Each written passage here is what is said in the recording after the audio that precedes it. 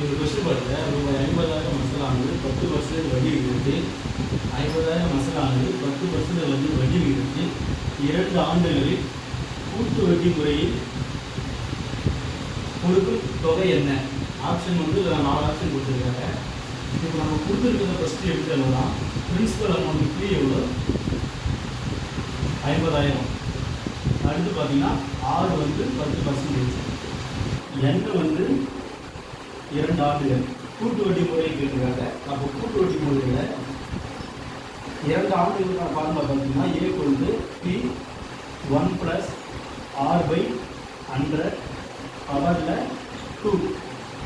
அதாவது 3 வருஷம் கொடுத்தாங்க. இங்கே 3 பவர் வந்து எண்பது இருக்கும்.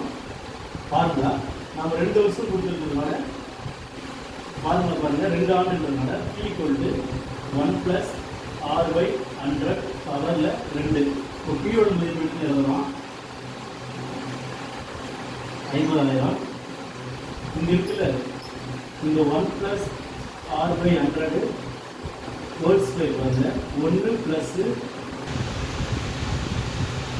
10/100 ஹோல் ஸ்கொயர். இந்த 100 இந்த சைடு வரும்போது 100 + 10 பார்த்தீங்கன்னா 110/100 பவர் ஸ்கொயர். அது வந்து 110/100 110/100. இது எப்படின்னா ஆட்டோவில் 2 வருஷம் கேட்டாங்கன்னா 100ஓட அப்படியே 6 கூட்டிங்க. 110/100 × 110/100.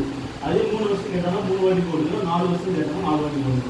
இப்போ கேன்சல் நம்மளால கேன்சல் பண்ணுவோம். 2 0 2 0 கேன்சல். இந்த 2 0க்கு 2 0 கேன்சல். ரெமைனிங் பாருங்க 5 × 110 × 110. 110 × 110 பாருங்க 0 0 0 0 1 1 மறுபடியும் 0 1 1 0 0 1 4100